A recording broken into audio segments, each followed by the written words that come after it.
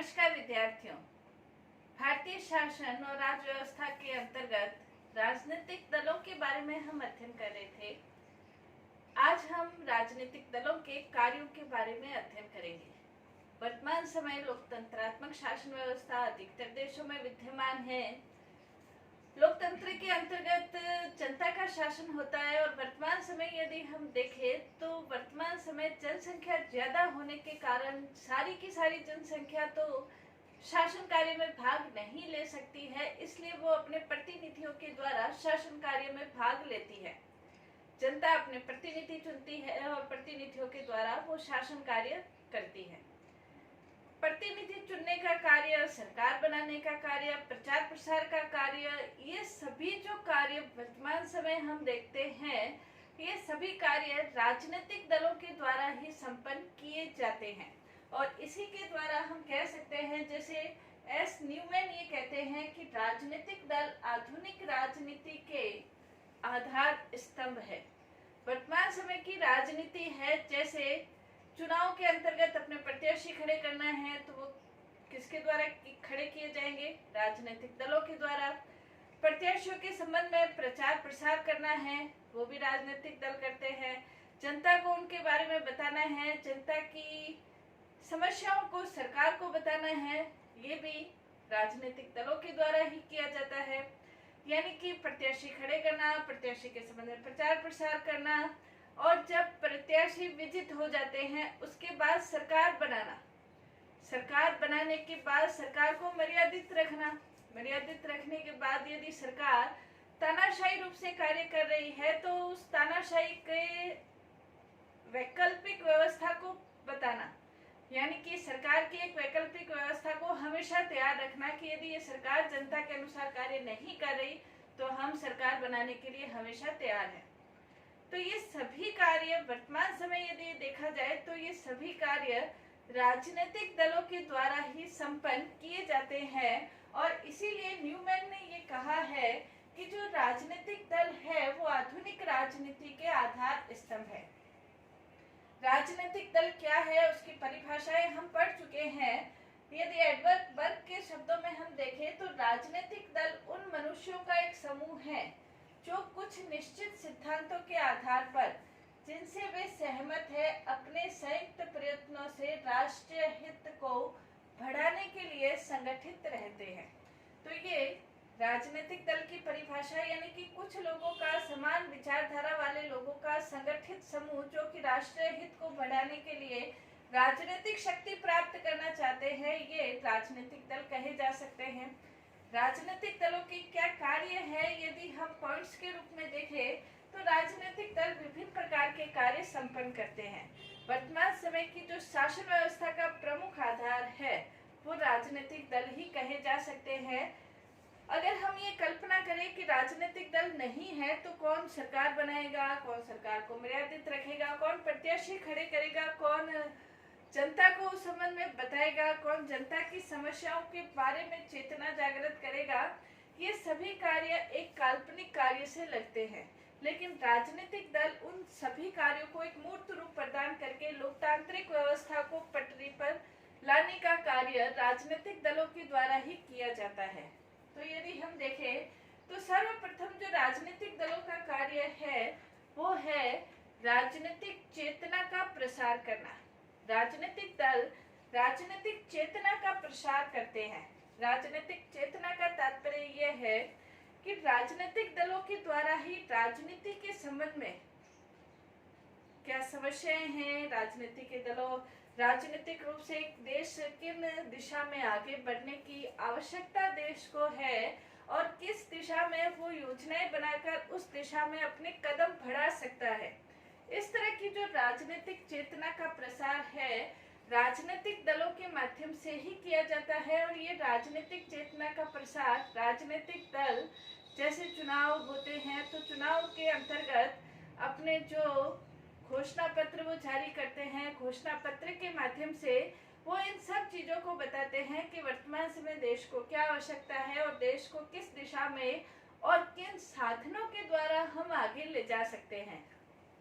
यदि आप हमें वोट देते हैं, निर्वाचित करते हैं तो ये हम अमुक साधन अपनाकर अमुक प्रमुख योजनाएं अपनाकर देश को हम आगे बढ़ा सकते हैं। इस प्रकार की जो राजनीतिक चेतना है वो राजनीतिक दलों के द्वारा ही प्रचारित की जा सकती है, प्रचार किया जा सकता है। एक आम व्यक्ति ये नहीं कह सकता है कि मैं इस तरह की योजना बना सकता हूँ या मैं भारत में ये कर सकता हूँ। ये सब कार्य राजनीतिक दलों के द्वारा किए जाते हैं और ये राजनीतिक प्रचार, राजनीतिक चेतना का प्रचार हम कह सकते हैं किया जाता है। दूसरा, यदि उसका कार्य देखें राजनीतिक दलों का, तो राज्य की सामाजिक आर्थिक समस्याओं का ज्ञान जनता को राजनीतिक दलों के द्वारा ही करवाया जा सकता है। जनता सिर्फ अपनी समस्याओं तक सीमित होती है, अपनी समस्याओं का वो ज्ञान प्राप्त कर सकती है, लेकिन पूरे भारत की क्या समस्याएं हैं और पूरे भारत के अंतर्गत लोग किन कठिनाइयों का सामना कर सकते हैं, राजनीतिक रूप से क्या समस्याएं हैं, ये जनता के सामने रखने का कार्य, ज्ञान देने का कार्य राजनीतिक दलों के द्वारा ही किया जाता है। जैसे वर्तमान समय यदि जनता के सामने रखने का कार्य राजनीतिक दलों के द्वारा ही किया जाता है, अब आम जनता ये समझ नहीं सकती है कि चीन भारत के विरुद्ध कौन सा छल कर रहा है या पाकिस्तान भारत के विरुद्ध किस प्रकार का मोर्चा बना रहा है, अमेरिका भारत को किस प्रकार का सहयोग प्रदान कर रहा है या नहीं कर रहा है। आम जनता को एक तो इसमें इंटरेस्ट कम होता है और दूसरा वो इस तरह का ज्ञान प्राप्त करने की कोशिश नहीं भी करती है। लेकिन राजनीतिक दलों के जो वक्तव्य होते हैं वो समाचार पत्रों में, पत्रिकाओं में छपते हैं। कई बार राजनीतिक दलों के द्वारा इनके माध्यम से अपनी पार्टी का प्रचार करने का कार्य भी किया जाता है, जिससे सामाजिक और आर्थिक जो समस्याएं हैं उनका ज्ञान, जो समस्याएं स्टेट लेवल की कह सकते हैं, नेशनल लेवल की कह सकते हैं, इंटरनेशनल लेवल की जो समस्याएं हैं, ये सारी समस्याओं का ज्ञान जनता को राजनीतिक दलों के माध्यम से ही प्राप्त होता है। जनता अपने ज्ञान तक सीमित रहती है, अपने व्यक्तिगत समस्याओं तक सीमित रहती है, लेकिन राजनीतिक दलों के द्वारा उनको इन सारी समस्याओं का ज्ञान प्रदान किया जाता है। नेक्स्ट, इसके अंतर्गत शासन सत्ता को मर्यादित रखना।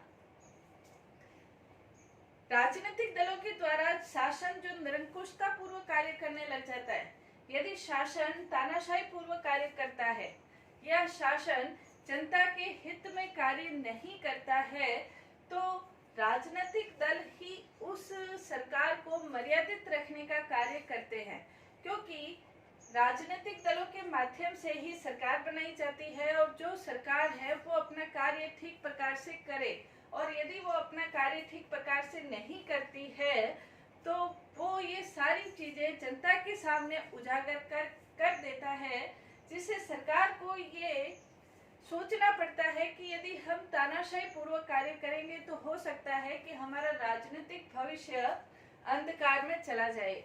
और इसलिए जो दूसरे राजनीतिक दल या अपन कह सकते हैं वो विपक्ष जो है वो हमेशा सरकार को मर्यादित रूप से, यानी कि जनता के हित में चलने के लिए मजबूर करता है या उसको हमेशा सचेत रखता है, और जो भी गलती सरकार के द्वारा की जाती है वो तुरंत जनता के समक्ष प्रस्तुत करके जनता के सामने हमेशा एक वैकल्पिक व्यवस्था के रूप में रखता है कि यदि ये सरकार आपके हित के अनुसार कार्य नहीं करती है तो हम आपको अच्छा शासन देने के लिए तैयार हैं। तो जो सरकार है वो हमेशा मर्यादित रूप में चलती है ताकि दूसरा जो दल है वो शासन नहीं कर सके या सरकार नहीं बना सके, उसे ही जनता मौका दे। तो ये मर्यादित रखती है। तीसरा, शासन तंत्र पर अधिकार करने की चेष्टा राजनीतिक दलों के द्वारा ही की जाती है। राजनीतिक दलों का प्रमुख उद्देश्य या कह सकते हैं प्रमुख कार्य ही यही होता है, सरकार बनाना या शासन तंत्र पर अधिकार करने की चेष्टा करना, यही सबसे महत्वपूर्ण कार्य होता है। चाहे वो उसके प्रत्याशी खड़े करना हो, चाहे प्रत्याशी को संबंध में प्रचार प्रसार करना हो, चाहे जनता को राजनीतिक शिक्षा प्रदान करनी हो, चाहे आर्थिक समस्याओं से उसे अवगत करवाना हो, लेकिन उनका राजनीतिक दलों का जो मूल उद्देश्य होता है वो मूल उद्देश्य यही होता है कि सरकार बनाई जाए, सत्ता प्राप्त की जाए, और सत्ता प्राप्त करने के लिए वो अपने प्रत्याशी खड़े करते हैं, उनके संबंध में प्रचार प्रसार करते हैं और अपना घोषणा पत्र जारी करता है, नीतियां बनाते हैं, उद्देश्य निर्धारित करते हैं, योजनाएं जनता को बताते हैं। तो राजनीतिक दलों का प्रमुख उद्देश्य शासन तंत्र पर अधिकार करना। नेक्स्ट इसके अंतर्गत कार्यपालिका और व्यवस्थापिका में सामंजस्य स्थापित करना। दो प्रकार की शासन व्यवस्था हम कह सकते हैं, एक है अध्यक्षात्मक शासन व्यवस्था और एक है संसदात्मक शासन व्यवस्था। संसदात्मक शासन व्यवस्था के अंतर्गत कार्यपालिका और व्यवस्थापिका के बीच घनिष्ठ संबंध होता है। अध्यक्षात्मक शासन व्यवस्था में कार्यपालिका और व्यवस्थापिका के बीच घनिष्ठ संबंध नहीं होता है, लेकिन शासन कार्य सुचारू रूप से तभी चल सकता है जब कार्यपालिका और व्यवस्थापिका में सामंजस्य हो। चूंकि संसदात्मक शासन व्यवस्था के अंतर्गत कार्यपालिका का निर्माण व्यवस्थापिका में से ही किया जाता है। जैसे भारत के अंतर्गत संसदात्मक शासन व्यवस्था है, तो भारत में प्रधानमंत्री, मंत्रिमंडल संसद में से ही लिए जाते हैं, चुने जाते हैं। अमेरिका में अध्यक्षात्मक व्यवस्था है, तो वहाँ राष्ट्रपति अपना मंत्रिमंडल स्वयं बनाता है, उसके लिए संसद का सदस्य होना आवश्यक नहीं है। लेकिन शासन कार्य सुचारू रूप से चले, अध्यक्षात्मक शासन व्यवस्था में ये भी हो सकता है कि कार्यपालिका किसी और दल की हो, व्यवस्थापिका किसी और दल की हो। संसदात्मक शासन व्यवस्था में हालांकि एक ही दल की कार्यपालिका और व्यवस्थापिका होती है, क्योंकि कार्यपालिका का बहुमत व्यवस्थापिका के अंतर्गत होता है। दोनों ही प्रकार की शासन व्यवस्थाओं के अंतर्गत शासन कार्य सुचारू रूप से तभी चल सकता है जब कार्यपालिका और व्यवस्थापिका के बीच सामंजस्य हो। जैसे अमेरिका है, तो अमेरिका के अंतर्गत राष्ट्रपति कोई संधि समझौता करता है तो उसके लिए सीनेट की सहमति आवश्यक होती है। अब यदि दोनों के बीच सामंजस्य नहीं है तो सीनेट सहमति नहीं देगा। ये सब कार्य सामंजस्य स्थापित करने का कार्य, अध्यक्षात्मक शासन व्यवस्था हो चाहे संसदात्मक शासन व्यवस्था हो, सामंजस्य स्थापित करने का कार्य राजनीतिक दलों के द्वारा ही किया जाता है, कार्यपालिका और व्यवस्थापिका के मध्य, दोनों ही प्रकार की शासन व्यवस्थाओं के अंतर्गत। नेक्स्ट है व्यवस्थापिका के सदस्यों में एकता और संगठन। व्यवस्थापिका के सदस्यों में जो एकता और संगठन स्थापित करने का कार्य है, वो भी राजनीतिक दलों के द्वारा ही किया जाता है। जैसे किसी नीति को लागू करना है, कोई विधेयक बनाना है, कानून बनाना है, कोई योजना लागू करनी है, तो उसके लिए व्यवस्थापिका के सदस्यों की सहमति आवश्यक है। व्यवस्थापिका के समर्थन के आधार पर ही विधेयक बन सकता है। व्यवस्थापिका अपने बहुमत के आधार पर किसी विधेयक को स्वीकार करती है तो ही वो विधेयक पारित होता है। अब व्यवस्थापिका में एकता और संगठन राजनीतिक दलों के द्वारा कैसे स्थापित किया जाता है, तो राजनीतिक दल अपने दलीय सचेतकों के माध्यम से व्यवस्थापिका के मध्य एकता और संगठन स्थापित करने के कार्य करते हैं। जो दलीय सचेतक होते हैं वो व्यवस्थापिका के अंतर्गत यानी कि संसद के अंतर्गत ये निरंतर प्रयास दलीय सचेतकों के माध्यम से एकता और संगठन स्थापित करने की कोशिश करते हैं। नेक्स्ट है निर्वाचकों से संपर्क बनाना।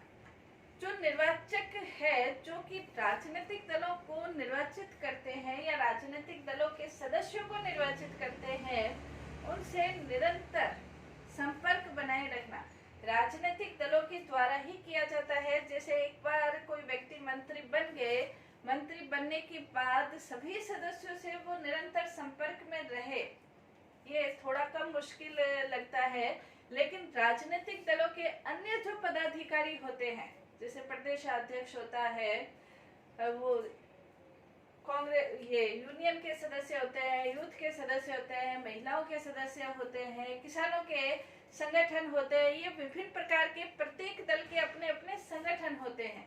तो इन संगठनों के माध्यम से इनके अपने अपने अध्यक्ष भी होते हैं।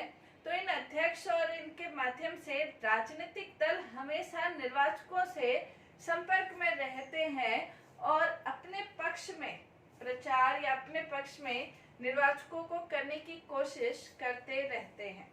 नेक्स्ट इसके अंतर्गत है सामाजिक और सांस्कृतिक उत्थान के कार्य करना। राजनीतिक दल सिर्फ आर्थिक उत्थान राजनीतिक उत्थान का या सरकार बनाने का ही कार्य करते हो, ऐसा नहीं है, बल्कि राजनीतिक दलों के द्वारा सामाजिक और आर्थिक कार्य भी निरंतर करने का कार्य किए जाते हैं। जैसे भारत के अंतर्गत हम देखें तो दलित उद्धार के कार्य करने के लिए राजनीतिक दल निरंतर प्रयास करते रहते हैं। चाहे कोई भी राजनीतिक दल हो, वो हमेशा अछूतोद्धार, छुआछूत को खत्म करना, इस तरह के प्रयास करते रहते हैं। महिलाओं के सशक्तिकरण के प्रयास होते रहते हैं। समाज के अंतर्गत जो नशा है उसका किस प्रकार से समाज को वो खराब कर रहा है, उस तरह के प्रयास किए जा सकते हैं। वर्तमान समय यदि हम देखें तो वर्तमान समय 29 प्रकार के चीनी गेम्स का जो प्रतिबंध किया गया है। जैसे जो भारतीय युवा है, पबजी की लत उन्हें लगी हुई है, उनको बैन कर दिया गया, टिकटॉक को बैन कर दिया गया। तो इस तरह के सामाजिक उत्थान के जो कार्य राजनीतिक दलों के द्वारा इस तरह के कार्य भी किए जा सकते हैं। सफाई अभियान जैसे बहुत जोर शोर से चला था। इस तरह के प्रयास करके समाज की उन्नति, समाज की प्रगति, समाज के विकास की दिशा में कार्य किए जाते हैं राजनीतिक दलों के द्वारा। नेक्स्ट है सरकारी कर्मचारियों का निर्वाचन।